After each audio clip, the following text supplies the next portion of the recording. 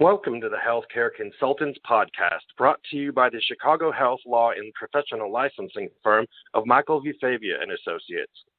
This is your host, Nick Augustine, and today our guest is Rob Johnson from Rob Johnson Communications. Many know Rob from his career in television and journalism and enjoyed watching him an anchor on CBS Channel 2 in Chicago.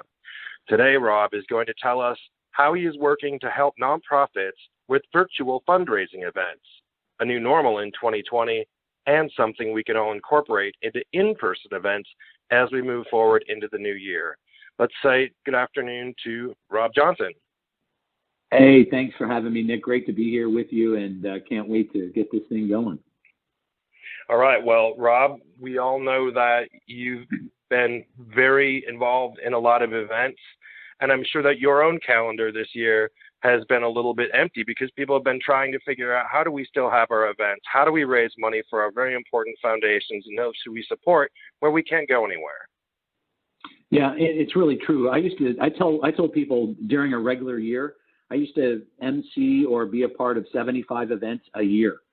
So most of it was emceeing something, and then I'm always on several charitable boards right now: Concussion Legacy Foundation, Special Olympics Illinois, and Associated Colleges of Illinois, and Mission NEAM 5. So actually 4 of them right now. And so I've always been associated with that, and I've always loved raising the awareness about a cause and helping raise money and that sort of thing. And you're right, 2020 just threw it all on its ear. And a lot of places, they said we can't have in-person events. So what do? A lot of places decided to punt till 2021, which I think presents a real challenge because you're not on people's minds.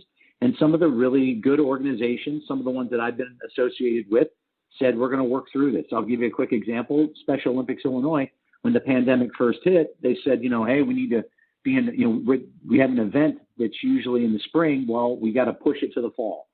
And then they said, what are we going to do about raising money? But instead of worrying about raising money right off the bat, they said, let's just get out there. Let's create content for all of our community, for the people, for the parents, the athletes, for the supporters, and let's do that. So I was helping them do videos related to reading books to children, special Olympians, or just giving an inspirational message, just creating content on the website to try to keep you in the forefront of people's minds. And then came late summer, early fall, and it's like, okay, we got to raise money now. And so that was, that presented a huge challenge. So it depends on what you want to do. If you want to be creative, you want to have some of these online, and a few places did, and I really applaud them. And so what I helped some organizations do was produce and in some cases host virtual fundraisers. So there would be, say, 300-400 people online, and then you'd have a couple people in a studio, mostly taped. Maybe you do a couple of live elements, but a very small handful of people that had COVID tests and all that sort of thing to make sure they're okay to go on site and to remain, socially distanced. But that really showed determination, and it showed creativity. And I tell you, every group that I was associated with raised more money than they thought they would. And more importantly, they engaged their supporters, and they showed them, hey, it's a pandemic. It's not easy. We're not all together. But, out of the pandemic, for a couple of these organizations came the realization that, we would always have an event in Chicago, and it would be on, say, May 9th. And you'd show up, or if you couldn't, and that was it. Now you have a virtual audience. You have supporters. You have supporters in Florida and New York and elsewhere. They can join the party. And that's what these organizations learned that had a virtual fundraiser. Oh, my goodness. We have people, if you're in London or if you're in Philadelphia, you can attend this. And I think it made a huge difference. And I know that some of these people that are moving forward to thinking about their events in 2021 are saying, how can we sort of have a live event that has entertainment and information and lots of good feeling, but how do we do it where we keep our virtual component? Because we don't want to give that up. Now that we have all these potential supporters that can just log on and go, we want them to have the ability to do so. I think it's such an opportunity for so many people. And as I listen to you right now, I'm listening from my hat as someone on a charity board. And I know that the things that we talk about is we have our people every year who come to this gala event, And we know that if they're not going to our event, their money is going to be allocated possibly to another event.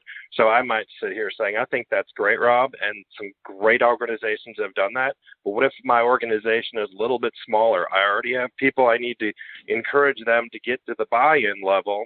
And once they say, okay, we're going to buy in, the fear level sets in because no one wants to screw it up. And everyone says, we're going to watch everyone else try to do it first. How are they doing it? So from big groups to smaller groups, someone has to be the leader, set out a way that these things can get put together. So how can we do this from a large scale to a small scale? And people also, I can hear them saying, and you answered this wonderfully, about incorporating these things into 2021 as we move forward, because some people may say, well, look at how much of our budget is going to go for recording, production, and the consultants that make this all happen. What are we going to do then when we want to incorporate that and people expect some of that? And now we've got to pay for room space in the future. There's a lot of moving parts there, and I see a lot of people watching others and how they're doing it, and they're taking notes. Well, if you're going to stream it, that means you need to have the capability in the room to do that. I would call it a smaller production expense than you would normally see. The ones that we were doing, we needed, cameras, and we needed teleprompters, and we needed, all this sort of capability. But in this year, when nobody was on site, you save money on no, hotel expense, no dinner, no food expense, no booze expense. All the things that are big expenses that you were incurring, you weren't incurring this year. And I understand what you're saying, Nick, about next year. But what I'm saying is you need to have some sort of buy-in where maybe somebody underwrites the production component of it. Because if you do want to have it be just a stream of your live event so people elsewhere can see it, that's not a huge technical undertaking. You don't need to have the whole production crew there. If you are going to do something in the effort, the way that we did it in 2020, yes, you do need a little bit more production crew, and yes, there's a little bit more expense there. But again, in 2020, you were saving money on other things and spending it on production. But 2021, if you're having to get the hotel room, if you're having to get the ballroom, the whatever it is, the dinner, the food, all that sort of thing, and production, I think if you're thinking along the lines of streaming, it won't be a huge technical undertaking. So I would say, if that's where your head is at, and you don't want to give up that sort of national or even international audience that you realize you had this year, that's the way to do it. Here's another question. When we're planning our fundraising events, we have a lot of overhead and a lot of things to think about and moving parts, not only, as you said, the dinner, but there's also the venue, of course. There's also the goodie bags, the flowers, a lot of those things that people put together, and the people like having those little things. And do you still? I mean, we're not having a dinner in front of us. Are we at how have people incorporated any of those other things in it? Just maybe suggest like a menu. Everyone should have a menu like this, or because I see pictures of people with placemats and food sitting in front of their computer, and they're eating while they're having a speaker, and they're saying, I'm going to make the best of this. And I've seen people actually take selfies of, I'm at a virtual event, and I have my champagne and everything that I would have. And it's kind of a fun way to still make light of the fact that we're all online. I mean, there's got to be ways to do little things that still make it neat and fun and encourage people. And they say, this was really fun to attend, because otherwise, as someone who's going to attend an event, what stops me from saying, well, I like going for all the people, and if they just want money, I'll just send money, which is good anyway. But, there's got to be ways to be really creative.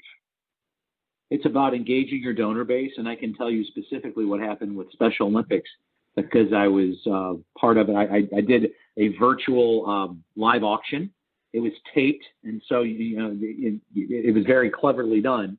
But so you're still raising that money. But what they did, they said, oh, we want everybody to have little viewing parties at their own houses. So for me, they said, you want to have 6 to 8 people at your house? I don't really want to have any more than that. I ended up having just a couple of people, but they sent goodie bags with, all the usual things and a little Prosecco. So to your point, there were little bottles of Prosecco in the goodie bags They went to everybody. Hey, you think you can have a little viewing party? You're comfortable having it at your house. You don't have, like I said, you don't want to have too many people, but we can accommodate people in that regard. I think being creative on that front, on the how do we pull it off front, the production front, if you have to have it with 300 people virtually and a handful on site, then you do it. But the key component here, the most important thing to think about, I think, is, somebody will send you money. Oh, you want money? I'll just send money. But you want to engage people. You want to remind them why the organization is special. You want them to go to the virtual event. You want them to go to, say, next year. If you can go in person, I hope we can. I know a lot of people can't wait to do things in person, once the vaccine sort of takes hold and it's safe to come out again. But short of that, prior to that, if it's still virtual, you need to engage your donors. You need to engage your audience. And you need to let them know, here's what we're doing. And we haven't just been sitting idle during the pandemic. We're pushing forward, and we're trying to be creative and trying to figure out ways to serve those people that this not-for-profit serves. I am picturing so many people with their little private events where they've got the event streaming from their big TV over their fireplace. They've got the whole place decked out. Maybe you have a valet parking cars down the road, and everyone's taking pictures of everyone in selfies at their own little events. Whose event are you going to go to? Whose event are going to you? So all these little sub-events off the main deal. And that's something that I don't think people would have thought about, but that would be a really cool way to do things. No, it would. I mean, and really, you're making a great point here, Nick, about just being creative. How can we do it? And I understand that there are organizations out there that feel like they're too small. They don't have the bandwidth to deal with this sort of thing. And I totally respect that. But there's no reason you can't have a scaled down version of what we're talking about, or these little smaller micro parties where you still want to be able to tell your narrative. You still want to be in front of people and tell them why you are an important group. And I think there's so much value in that. And a lot of places, they have, they have good databases of donors. They have good support from people who are willing to say, just wait till next year. But you're right. Do you really want people that would be spending money with you, perhaps spending money with somebody else? And so I just think it's about having that audience, about letting people know we are problem solvers, we are continuing to do the work, and we are not going to let this unprecedented pandemic. Nobody has the how-to book on this. This is all new for everybody. But how do you overcome it? Another thing that's a benefit of overcoming this as we move forward is continuing to have that virtual option. So as you said, you're opening yourself up to a new world of supporters all over the place. And I think a lot of people have seen that in business this year as well, where their client who were used to hiring them used to be from locally, and they had to have the handshake and have all that. And I never will downplay that, but people have opened themselves up to doing business with people all over the place. And if you have a charity that is a very quality thing, that the world of social media, we have people who follow our things from here to kingdom come. And if they can be involved, that's why to continue having that in the future. And especially if you're someone in the Chicago area who wants to come to that, but maybe you're a donor who feels very strongly, and you live in Springfield, and that's just a bar drive, and you can still come to that event. Maybe you're someone like me, and you're like, I'm in North Texas, and I hear about that's a really cool event. I'm going to come to that too.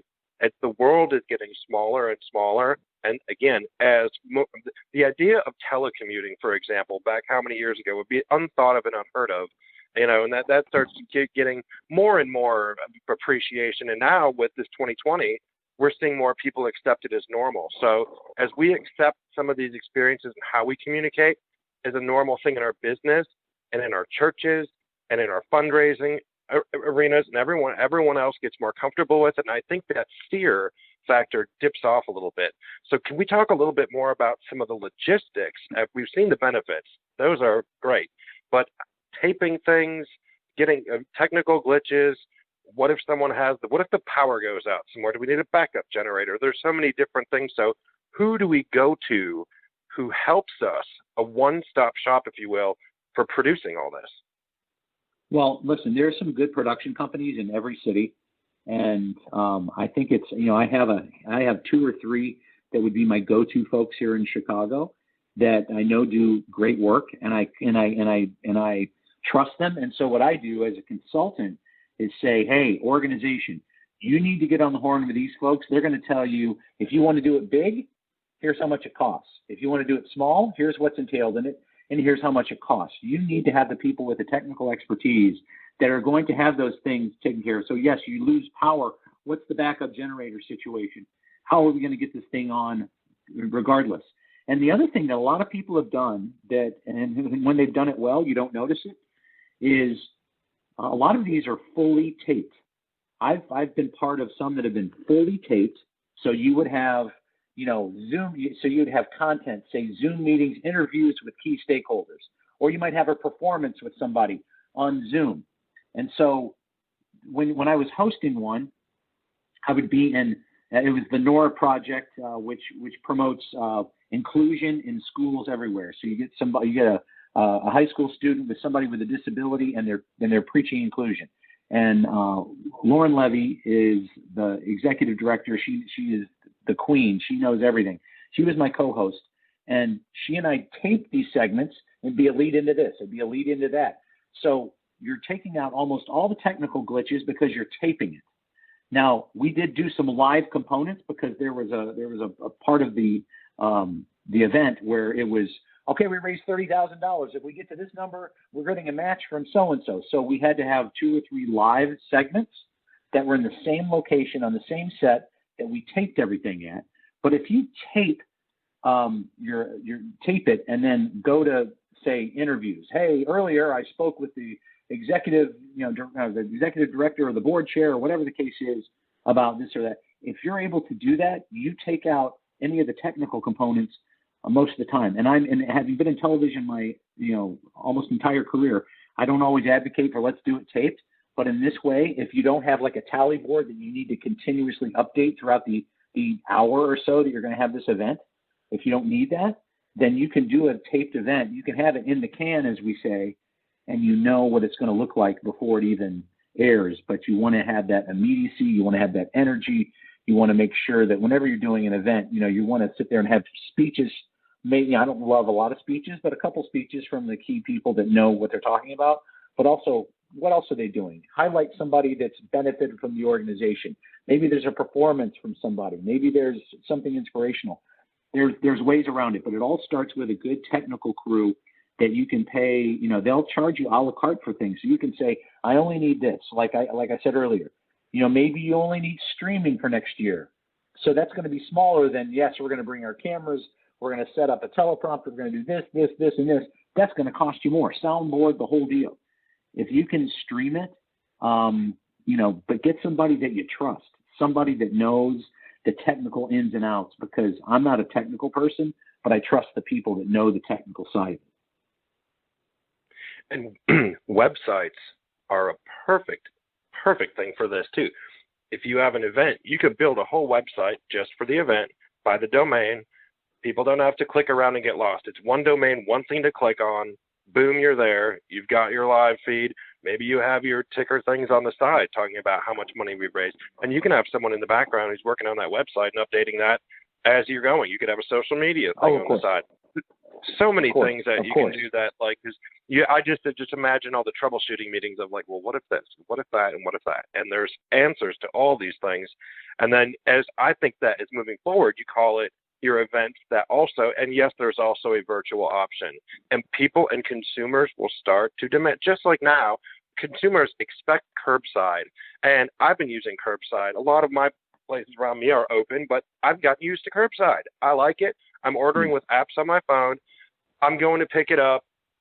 And I don't want the curbside to go away. So I think that a lot of the things that we've seen and adaptations through the pandemic are things that we will continue to incorporate in our lives. And everyone says, of the back to the normal. I don't know that we want to get back to normal, because innovation comes through challenges and things that happen to us that affect our whole communities. And those innovations, it's problem solving, is what moves us forward as a society, I believe. Yeah, and you're not going to see the normal that we all remember is not going to be. There's going to be a new normal. It may resemble the old normal, but to your point, there are going to be workarounds. There's going to be creativity. You said it earlier, and I couldn't have said it better about the world getting smaller. I mean, really finding out that you had a national audience when before it was always local, Chicago based if you're in Chicago, say. And all of a sudden people said, oh my gosh, I had all these people from out of town log on, participate, donate, take part.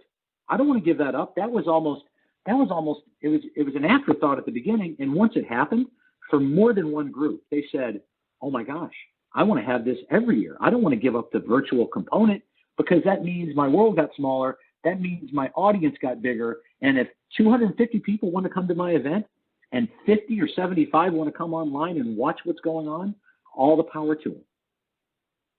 Well, and it's just easier sometimes to say yes to a lot of those things. And you talked about earlier having 75 events in a year. I know that when being involved in Chamber of Commerce and whatever, when you're involved in many groups and you're involved in a community, the entire calendar is full of events and you have to pick and choose. And when I lived up in your area, I lived out in Naperville, and going to the city for an event, that was a big deal. That was how much time, how much parking, like, am I going to get, are my nice clothes going to get ruined by snow and slush? There's a lot of elements there and a lot of things, so to say, instead of doing that, everyone take the role and say, hey, I'm over here in Naperville. I'm going to invite other DuPage people to come over and we're going to have a little sub party here at our place. And, and I don't think that's going to take away from people. I can see objections, people saying, well, then no one's ever going to come to our events again. That's not true, because people will weather the storm, be there for their personal interactions and seeing people. And so however they're greeting, whether they're, hugs and kisses or, an elbow bump, it's still nice to have that real human contact. And so I don't think that having an online virtual option in the future is going to detract from the success of the event. No, I don't think so. Because as long as you can get them in there, no matter how you get them in there. Now, you don't want to say, hey, we're counting on 250 people to show up and 125 at the last minute said, I think I'm just going to watch it online. You don't want that event, but you just pointed out that what's so important, that we're social animals, that living life this way, isolated, is not the way we want to do it. People say, oh gosh, I have Zoom meeting fatigue or whatever your delivery system is. And it's true, but this is the best way to do things right now.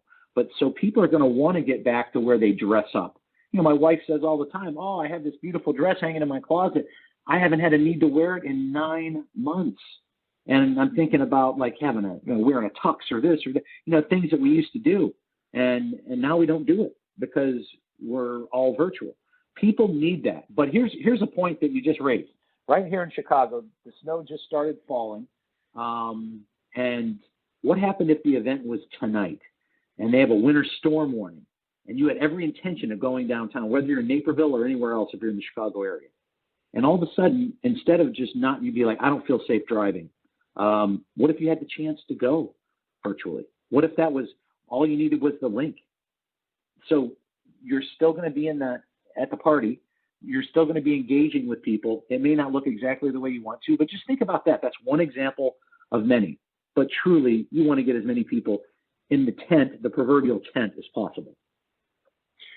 What does someone do if they are listening to this podcast as soon as they hear it and say, I have an event coming up in February?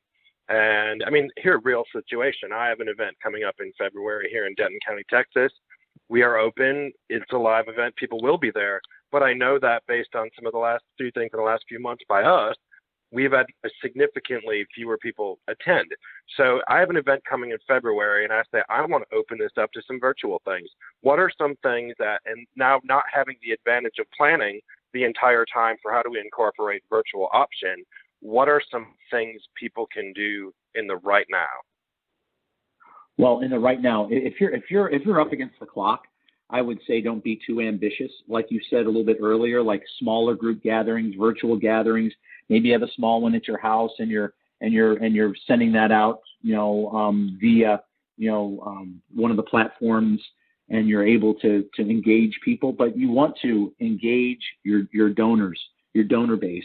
You want to let them know that you're still doing what you're doing. So it's very important to let them know, hey, during this pandemic, we're still taking care of the people that are benefiting from our services, and we need your help. We can't do it without you. And so what we've done is we've organized a different kind of fundraiser where it could be a smaller fundraiser, where you could bid on things online. I mean, there's lots of ways around it. There's lots of ways of taking the big event in person and pushing it to a website or pushing it to virtual.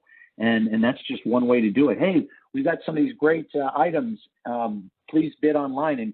And sometimes you don't have to bid within, the hour or 2 or 3 hours that an event would be going on. You can bid like a few days before, a week before. A few days. So you open up the timetable to give people more time to bid on things. And then if you are in the position to, and I would say that if you're having it in February where, time is ticking, that you don't want to be too ambitious. But if you could find a production company that you trust, that knows the virtual ins and outs, and that's the key. Every good one in this day and age, that's the way they've kept their business open. They were doing, on-site events, that's their thing. And all of a sudden there's no on-site events. Well, some people said, well, I give up. And others said, well, we need to be virtual monsters. And that's what they do. And so you need to find one of those that could help you with a online auction, that could help you with maybe a scaled down version. And here's the other thing too. These events sometimes go 2.5, 3 hours if you're in person. Really, I mean, I've seen them go an hour and a half here. I think that's a little long. I think 45 minutes to an hour virtual event where you pack in, if you have a little bit more time and you can conceptualize and really produce content, is give them lots of content, give them lots of moving parts, and keep it nice and tidy. Don't try to do, okay, for 2 hours, we're going to give you this long speech. Make it quick, make it impactful, and don't try to do too much.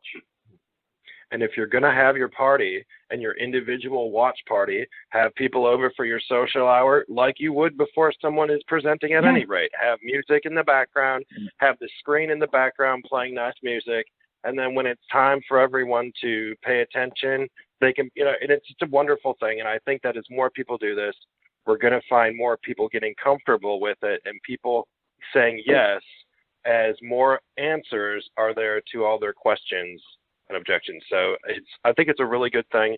We're going to see more of it. Again, as you said, those who are in the forefront of more options for people and really having companies out there who do this and take some of the stress away.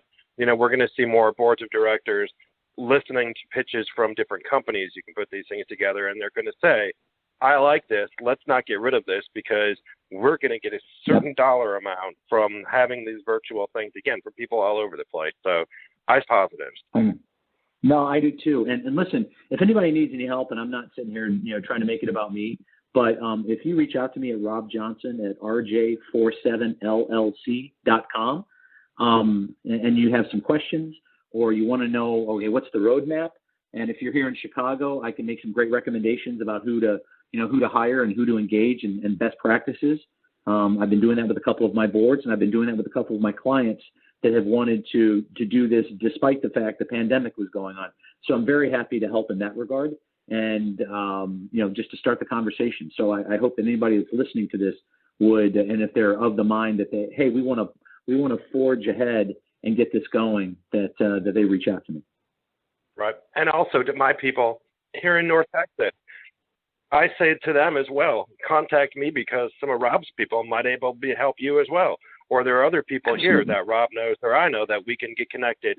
And it's not about any of us individually. It's about community and getting everyone engaged, entertained, and in the spirit of giving and helping all these groups, because it's not just the groups that need us. It's all the people that those groups serve. And so when we don't do these and we put it off to next year, it's all the beneficiaries of these foundations who are the ones who really hurt.